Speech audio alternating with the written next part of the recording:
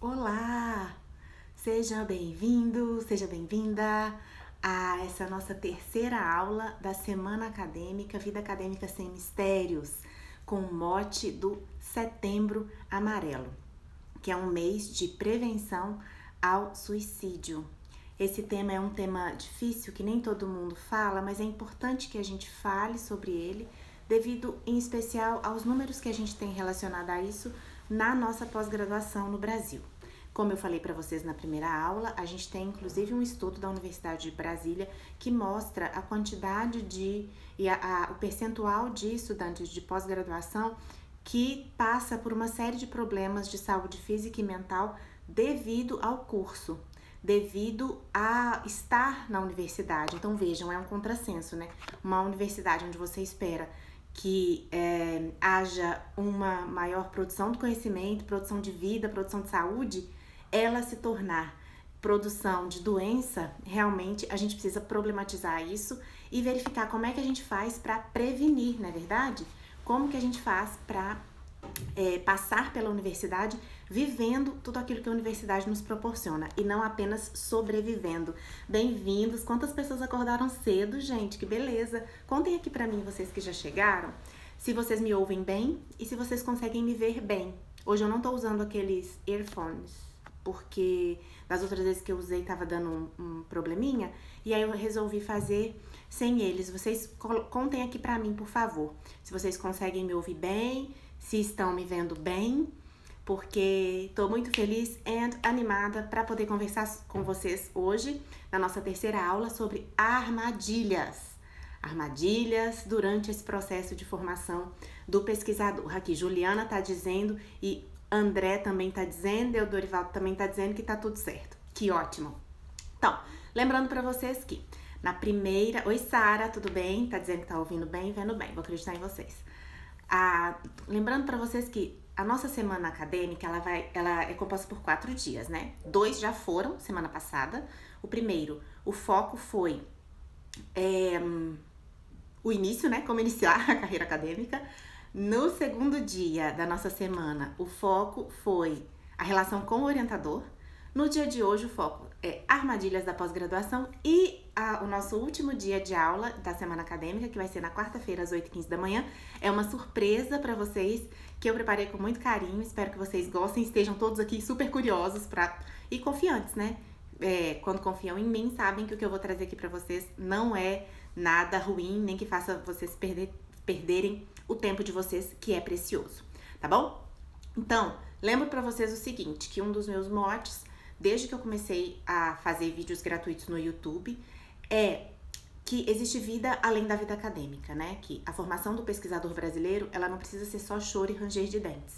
Existe vida, existe produção de vida, produção de saúde, enquanto se está estudando. Não é porque você começou uma universidade, uma graduação ou uma pós-graduação que você precisa acabar com a sua vida, acabar com todos os seus sonhos, acabar com o casamento, acabar com o namoro, acabar com as relações familiares, ao contrário, tá bom? E eu sou prova viva disso, que eu fiz tanto mestrado quanto doutorado e não acabei com a minha vida, ao contrário, vivi muito bem e até melhorei de vida a partir da minha graduação e da minha pós-graduação.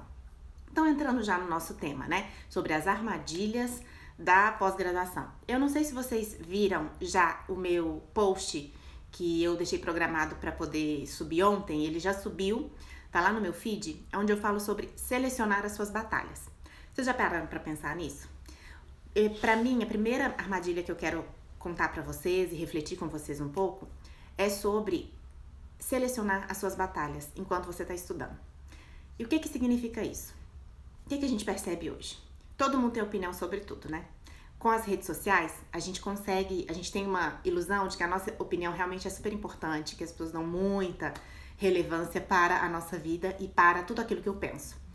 Mas o meu convite para você é que você não caia na armadilha de ter opiniões sobre todas as coisas que se passam durante a sua pós-graduação e que não tem relação direta com a sua vida, com aquilo que você tem governabilidade, com o seu tema de pesquisa, com o seu problema de pesquisa. Como assim, Mari? É o seguinte, você não tá numa pós-graduação, você não tá estudando para resolver todos os problemas do mundo. Pare com essa bobagem. Pare de achar que você precisa ganhar um prêmio Nobel e aí, portanto, a sua pesquisa tem que ser infalível, tem que ser perfeita, você não pode errar. Isso é uma grande armadilha mesmo. Ai, porque eu tenho que ganhar o prêmio CAPES de teses, eu tenho que ganhar... Querido, se você ganhar um prêmio, todo mundo vai ficar muito feliz. Sua mãe, sua família, o seu coordenador do seu programa de pós, você mesmo vai ficar feliz, né? Eu já fui, gente, uns 3 prêmios CAPES. 3 ou 2, não sei. É uma festa deliciosa, tem um buffet ótimo, tem música, tem banda, é uma delícia. Eu nunca fui premiada. Eu fui pra fazer cobertura jornalística. Então, mas o fato de você não ser indicado, você não ganhar um prêmio e tal, não significa que a sua pesquisa é ruim, não significa apenas que, bom, enfim, teve alguém que fez uma pesquisa que naquele momento foi mais relevante para os avaliadores daquele prêmio do que a sua. Só isso. Então, a primeira armadilha que eu quero que vocês tirem da cabeça de vocês é achar que vocês têm que entrar em todas as brigas, em todas as batalhas, não só em relação a prêmio, mas em relação, por exemplo, quando você está fazendo disciplinas. Quem tá há mais tempo aqui comigo sabe o que eu penso sobre 365 mil disciplinas que a gente tem que fazer obrigatórias durante a pós-graduação, né? Então, nem vou entrar nesse detalhe. Mas, suponhamos que você precisa fazer uma disciplina obrigatória e você não suporta o professor. Você não suporta as ideias dele. Você acha que o que ele fala não faz o menor sentido na sua vida. Você tem 2 opções. Ou você vai, toda aula que tiver com esse professor vai virar um campo de guerra, um campo de batalha, que não vai acrescentar em nada na sua formação. Em nada. Você vai ser, tipo assim, aquele aluno que empaca a aula. Ai, gente, tem pavor disso, sabe? Aquele aluno que empaca a aula. Ou, assim, o que vai acrescentar de fenomenal você ficar toda a aula debatendo com um professor que você detesta, sabe? Sinceramente, assim, o professor já a vida ganha. Em uma instituição pública, por exemplo, que os professores são servidores públicos. Seu professor está com a carreira lá, consolidada, beleza. Então, você foque no seu tema de pesquisa, no seu problema de pesquisa, enquanto você está na sala de aula, sabe? Não queira debater todos os problemas do mundo que o professor coloca para você. Isso é uma opinião muito pessoal minha. É como eu trabalhei ao longo da minha graduação e da minha pós-graduação.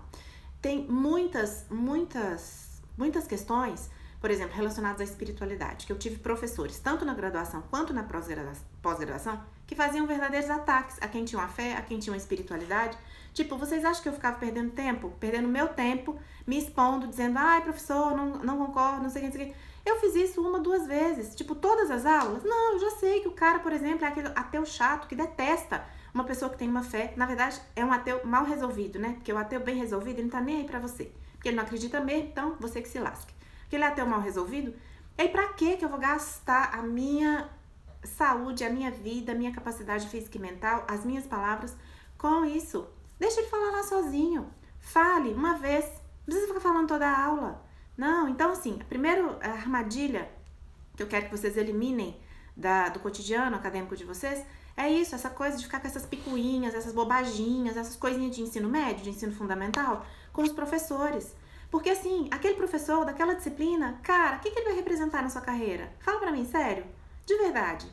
Assim, a menos que ele seja a referência, o papa da tua área, assim, dependendo, você nunca mais vai encontrar com ele na sua vida. Então assim, acorde, não seja bobo. Essa é a primeira armadilha, você achar que você precisa vencer todas as batalhas e brigar sobre todos os temas e falar sobre tudo e ter opinião sobre tudo. Eu bato muito nessa tecla aqui. Você quer ter opinião sobre os temas que você quiser? Então estude esses temas, para que quando aparecer na universidade ou na pós-graduação ou nas redes sociais o tema, que é aquele tema que você estudou aí você vai gastar todo o seu estudo, todo o seu vocabulário. Agora, ficar falando borracha, ficar repetindo coisa que famoso falou, coisa que o coleguinha falou, sendo que você mesmo não parou uns minutos e se debruçou sobre um determinado tema, isso é uma armadilha. Isso vai desfocar você daquilo que você precisa estudar, daquilo que você precisa pensar, tá bom? Não tô dizendo que é pra você ser um alienado na universidade, não. Muito menos pra você concordar com tudo, como como o quê? Cordeirinho, né?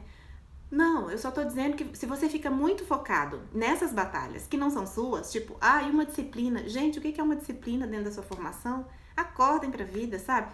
Detesto aquele professor. Cara, é disciplina obrigatória, você vai ter que fazer. Mesmo você detestando ele. Segue o barco, sabe? Faz o que você precisa fazer, faz aquilo que é sua responsabilidade e pronto. Essa é uma primeira armadilha, tá?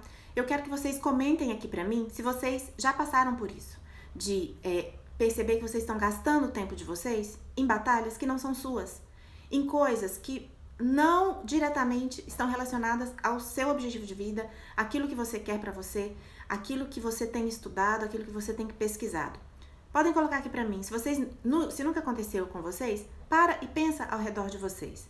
Se vocês já viram pessoas que são assim, dá uma olhada na vida delas. Como são vidas meio empacadas, vidas que não... Parece que não tem muito sentido, elas estão sempre lutando por batalhas que não refletem diretamente na vida delas, nem diretamente no entorno delas, enfim. Então, mais uma vez, não é que você vai ser um alienado, não. Mas, simplesmente, selecione as suas batalhas. Ninguém está no mundo para lutar em todas as batalhas. Pensem nisso, tá bom? Eu até coloquei no meu post que só Jesus, que nasceu para salvar o mundo inteirinho. Todos nós, que somos réis mortais, temos que nos reduzir à nossa insignificância, que a gente tem algumas batalhinhas ali, algumas grandes, outras pequenas, mas que são ali do nosso entorno, né? Que são do nosso entorno intelectual também, né? Você achar que você vai conseguir dominar todos os temas da tua área, é uma grande armadilha. Não, então assim, os temas que você não domina, antes de você entrar numa discussão, num debate, estuda esse tema. Ai, não tenho saco pra isso. Então para com isso. Então, se você não tem saco, vai fazer outra coisa. Todas as áreas do conhecimento, gente, elas são muito vastas, elas são muito abrangentes. Você pode falar sobre tantas coisas, sabe? Mas tantas coisas. Eu acho que não faz muito sentido, tá? Veja só. A Regi, minha amiga Regi, super nutricionista, ela vai mandar várias receitas e dietas pra gente do tipo, coma tudo que você quiser e seja feliz e não engorde. Esse vai ser o TCC dela, né, Regi? Ela tá dizendo aqui, ó, não só na área acadêmica, exato, mas em outras áreas também. A Vivian tá dizendo que sim, principalmente em rede social, mas parei faz tempo. Gente, quanto tempo a gente desperdiça gastando o nosso vocabulário numa rede social? Quando, na verdade, assim, comentando com pessoas que você nem conhece, com pessoas que não conhecem a sua história, não conhecem a sua verdade. Pra quê, sabe? Ai, nossa, eu preciso. Não, eu também já parei faz tempo, sabe? Parei faz tempo, porque, enfim, vamos canalizar naquilo que faz sentido pra gente, tá bom? Então, sacaram sobre essa primeira armadilha? Importante que você selecione todas as suas batalhas, tá? Tem os detalhes desse selecionar as batalhas no post que eu coloquei lá no feed, depois vocês podem colocar lá as opiniões de vocês, tá? Uma outra armadilha que vocês precisam se atentar muito e que cada vez mais eu tenho visto gente caindo nela.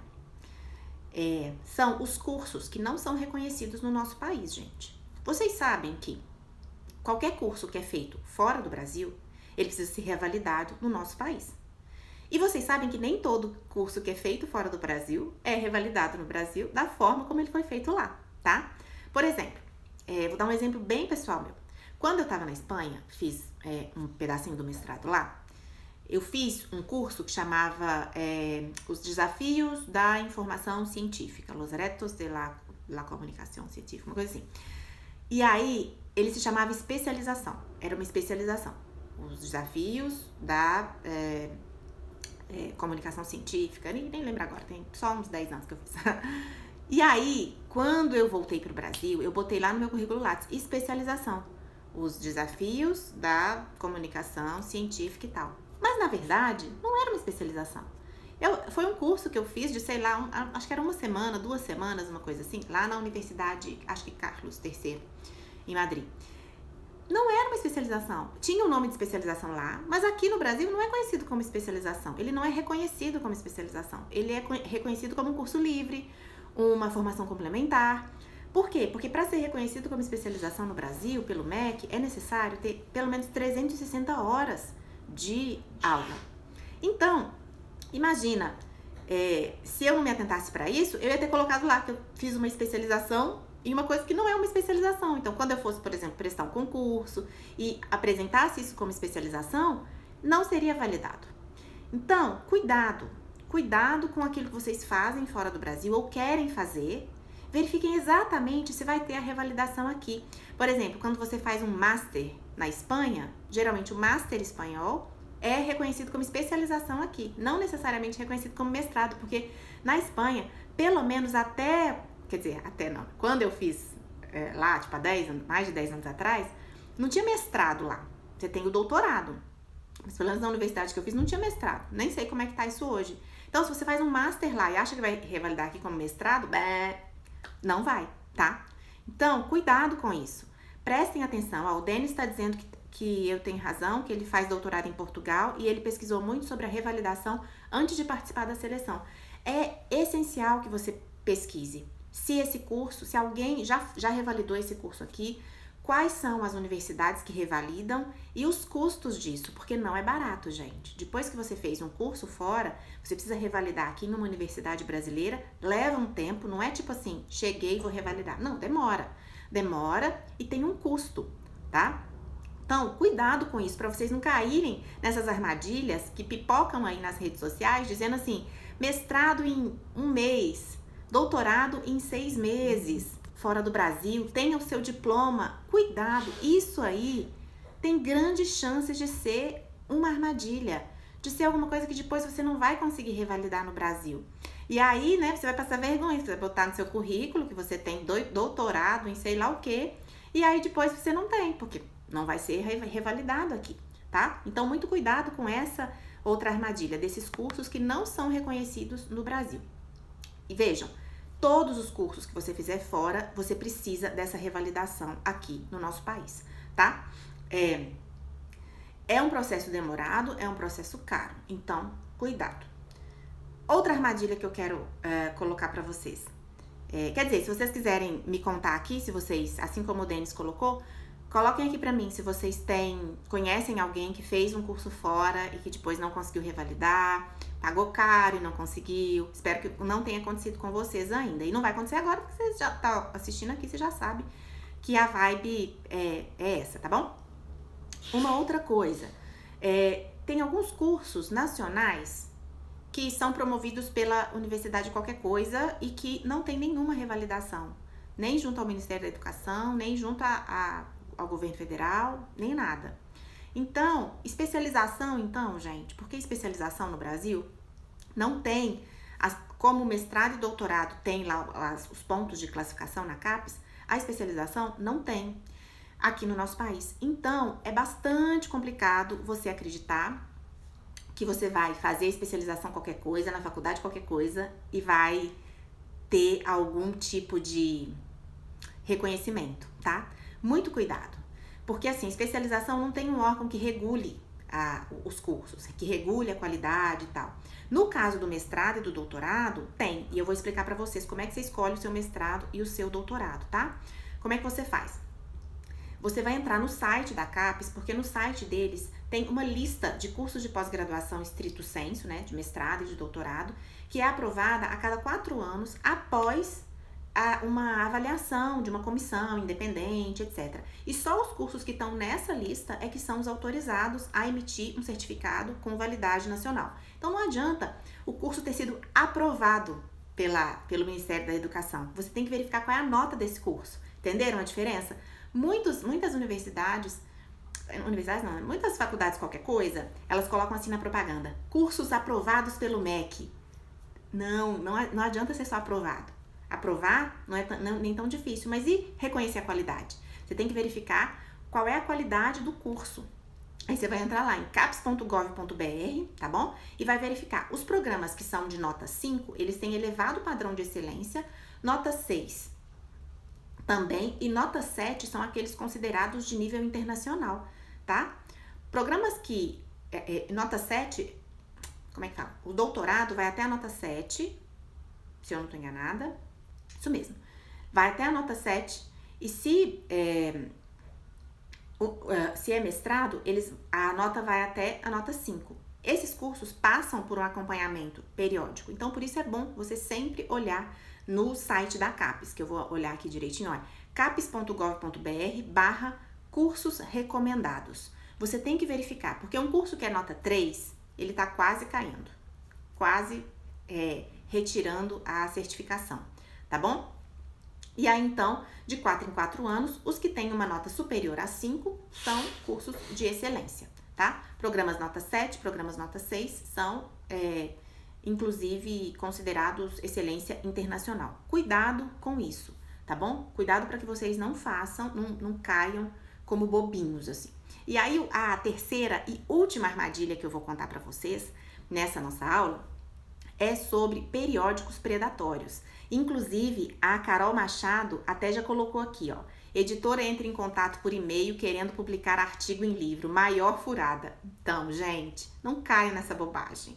Eu sei que você quer muito publicar seu artigo, você quer muito publicar o seu texto, né? Você quer muito publicar. Mas, se você receber um e-mail, meio que quase implorando para você publicar com uma editora...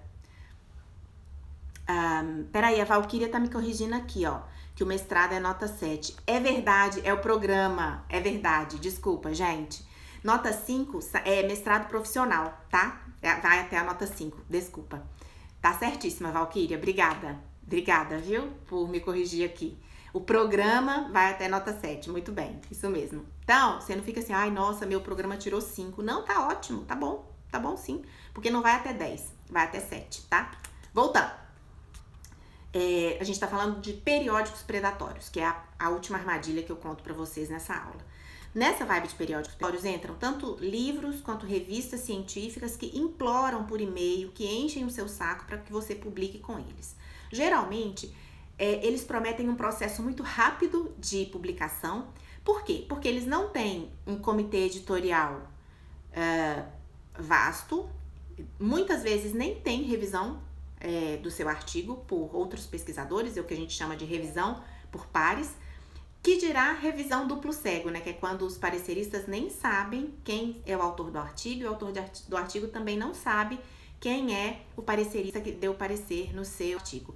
Geralmente nessas revistas, que são apenas caça-níquel, os pesquisadores nem recebem uma avaliação. Simplesmente você manda o seu texto, a publicação é muito rápida e inclusive por vezes tem erro de digitação, erro na formatação do seu texto, enfim, não tem credibilidade nenhuma e não pontua nada em um processo seletivo. Então para vocês pensarem, não sejam bobos, tá? Gente, não existe almoço grátis. Esses e-mails que vocês recebem do tipo, a revista tal gostaria muito de publicar o seu artigo, ainda coloca o nome do artigo. Por quê? Porque eles têm buscadores que acessam direto o nosso currículo Lattes, pegam lá o nome da nossa tese, o nome da nossa dissertação, eles pegam alguns artigos que você já tenha feito, por exemplo, e pedem para você, né, oferecem uma super oferta para você publicar o seu texto. Pegam, por vezes, o título de coisas que você publicou em congressos, por exemplo, e parem para pensar, tá? Não existe almoço grátis. É muito difícil publicar, gente, numa revista. É um processo, não é simples. Imagina, boas revistas dificilmente vão mandar para você um convite para que você publique o seu texto, a menos que você seja bam, saca? Se você já tem, assim, muitos anos de experiência em um determinado tema, aí ela vai falar diretamente com você, porque você já é referência na área, de repente ela tá fazendo um número especial e aí ela quer que você produza um texto para esse número especial. Entenderam a diferença? Gente, nem eu nem você estamos nesse patamar, não. Vamos abaixar nossa bola, gente. Quando alguém quiser ver o nosso trabalho, é a gente que tem que correr atrás, é a gente que tem que ir atrás da revista e não o contrário, tá? E aí você vai me perguntar assim, Mariela, mas como é que eu faço para saber se a revista é séria mesmo ou não é? Seguinte, eu não tô falando do e-mail de divulgação que as revistas geralmente mandam, está aberta a chamada de artigos com tema tal, isso é uma coisa, isso não tem nada de picaretagem. Outra coisa é falar assim, olá Laila, tô vendo aqui a Laila deu uma risadinha. Oi Laila, vimos o seu texto, aspas, as abordagens do Instagram, no Facebook, blá blá blá blá blá, e estamos com uma oferta exclusiva para a publicação do tema no nosso novo número, revista, e aí bota o nome bem bonito da revista, né? E aí bota o site da revista, aí você clica no site, por exemplo, é uma revista que fala de todas as áreas. Como assim? Como que uma revista séria vai conseguir ter parecerista de todas as áreas, gente? Não existe isso. Não existe. Quer dizer, existe, mas ela não é muito séria, tá? Inclusive, lá no meu Facebook tem uma publicação, que é a publicação que é a maior thread do mundo. Porque há um tempo atrás, sei lá, 1 ano e meio, eu recebi um texto assim, e aí eu coloquei, falei assim, gente, olha a revista Picareta que me mandou hoje, e aí apareceu uma galera defendendo a revista, defendendo um monte de coisa, e eu falei, gente, se vocês quiserem publicar, Sejam felizes publicando nela. Eu não vou perder meu tempo, meu dinheiro, minhas ideias numa revista dessa. É simples assim. Então, cuidado, tá bom? Como é que vocês vão saber? Na CAPES, gente, tem a lista de todas as revistas e a pontuação das revistas, que também é feita a cada 4 anos. Se faz uma nova revisão. Inclusive, a partir do ano que vem, a ideia é que esse número, que é chamado Qualis CAPES, esse número vai ser um número unificado, porque hoje cada revista tem pontuações diferentes dependendo da área. Então, eu que estou numa área da comunicação e da saúde, dependendo da revista que eu mando, ela tem uma avaliação A2, A1 na comunicação, mas ela tem na saúde coletiva, ou na saúde em geral, uma classificação baixa, ou o contrário. A partir do ano que vem, parece, né, que a CAPES vai fazer esse Qualis unificado, que vai ser um número só, uma avaliação só, para todas as revistas, independentemente da área.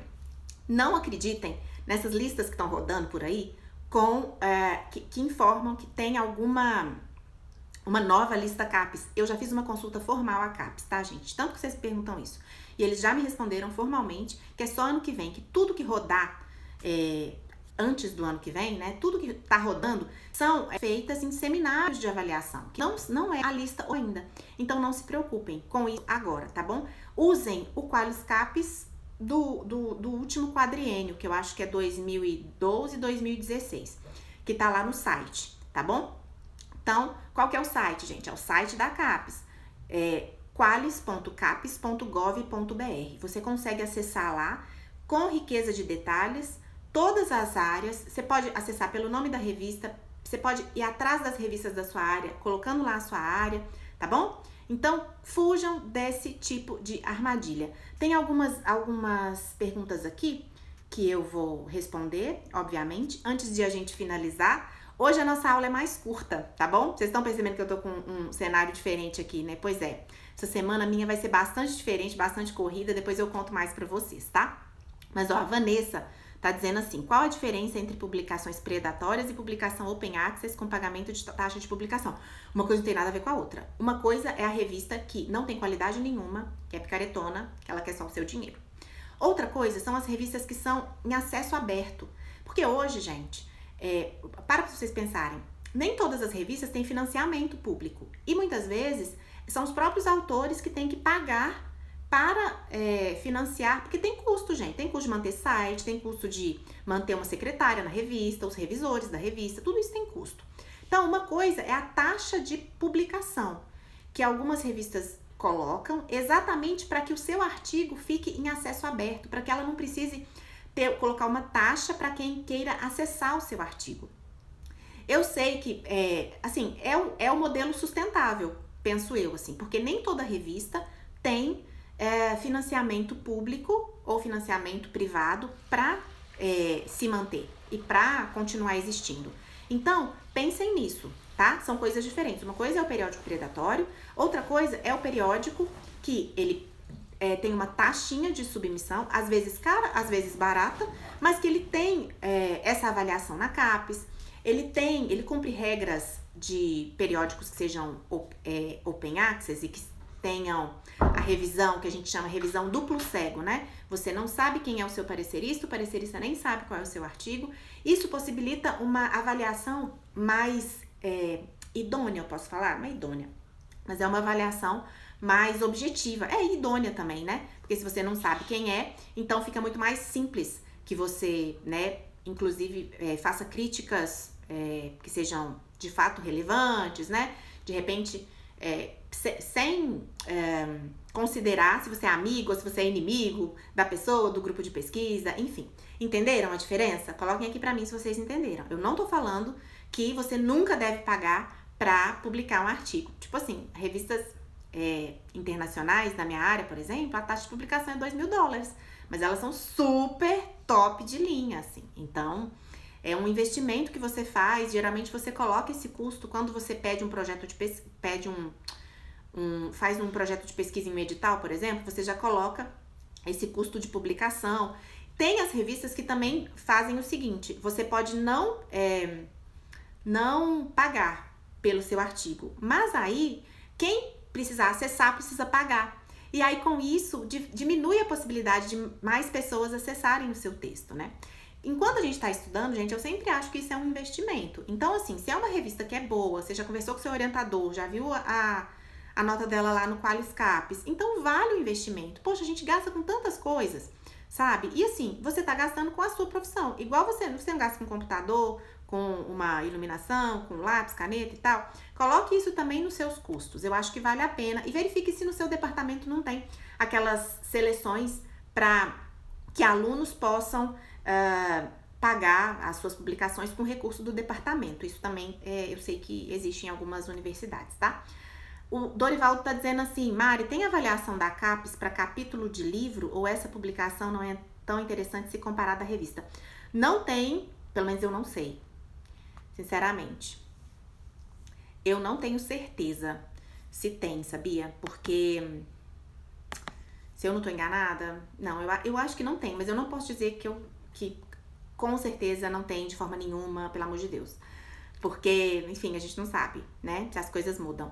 Mas, até onde eu sei, não. E o artigo em um livro, de fato, ele vale menos do que em um artigo. Porque o livro, geralmente, ele não tem esse processo de avaliação, duplo cego e tal. As regras para poder se escrever são mais fluidas, né? Não tem número de caracteres tão rígido. E você pode publicar outras coisas que não artigos científicos, né? Então, não, eu sempre sugiro aos alunos que tentem publicar primeiro em revistas científicas para depois encaminharem material para os livros, né? A Thaís está dizendo aqui que agora o site da Qualis é sucupira.capes.gov.br. Sim, Thaís, mas se você for pelo qualis.gov.br, ele redireciona para esse Sucupira. É porque como é grande, aí eu preferi trazer o Qualis para deixar na cabeça de vocês que é Qualis, tá? De qualidade, acho, né? E ó, a Valkyria tá dizendo o seguinte, uma dica é a extensão para Google Chrome chamada Chrome Qualis, que mapeia as revistas e os qualis. Que legal, eu não conhecia! Nossa, Valkyria, eu vou entrar depois e fazer um vídeo pra vocês sobre isso, porque eu não conhecia. Muito obrigada, tá bom? Muito obrigada. Eu não conhecia. E ó, a Carol tá dizendo, Dorivaldo, que tem uma avaliação do livro todo. Então, também vou pesquisar pra poder trazer pra vocês, tá bom? Eu espero que vocês tenham gostado dessa aula, gente. Ela é mais curtinha, como eu disse, porque essa semana eu tô com uma série de coisas que depois eu conto pra vocês, não vai ser motivo da aula. Mas espero que vocês tenham gostado, tá bom? Deixem aqui se vocês gostaram. Compartilhem essa live enquanto ela ficará disponível, ou seja, pelos próximos 5 minutos. Fico feliz que vocês tenham acordado mais cedo aqui para estar comigo, pra gente falar sobre armadilhas da pós-graduação nessa terceira aula da nossa semana acadêmica, Vida Acadêmica Sem Mistérios, Setembro Amarelo. Falamos então das armadilhas acadêmicas para que vocês não caiam nelas. Por favor, gente. Quem é meu seguidor não pode, quem é meu aluno não pode cair nessas armadilhas, tá bom? E aí, eu vou aproveitar as perguntas que me fizeram para contar uma quarta armadilha antes de terminar aqui, rapidinha. Sabe o quê? Muita gente tem vergonha de falar que não sabe as coisas. Eu não tenho, e eu acho que você, como pesquisador, também não deve ter. Então, todas as vezes que vocês colocam alguma coisa aqui pra mim e que eu não sei, vocês já repararam como é que eu fico? Eu fico, gente, eu não sei, mas que ótimo, eu vou fazer um vídeo, vou procurar, vou saber mais, porque é assim que a ciência avança, tá? Ninguém sabe tudo. Ponham isso na cabeça de vocês. Então não tenham vergonha de falar que vocês não sabem, tá bom? Porque se você acha que uma pessoa sabe tudo, de fato ela não sabe nada, gente. Eu já terminei um pós-doc e eu falo, gente, parece que eu não sei muita coisa. Porque acho que esse que tem que ser o nosso espírito enquanto pesquisador. Quando você começar a achar que você tá sabendo muito, você pode acabar ficando bastante acomodado, tá bom? Espero que vocês tenham gostado dessa nossa aula. E eu espero vocês para nossa aula surpresa, de tema surpresa, na quarta-feira, 8h15 da manhã, tá bom? Se você gosta do meu conteúdo, compartilhe com mais gente. Já comentem lá no meu post sobre selecionar suas batalhas, se vocês pararam para pensar nisso ou não. Eu espero que sim, tá bom? Fiquem com Deus. Até a próxima aula, queridos. Tchau, tchau.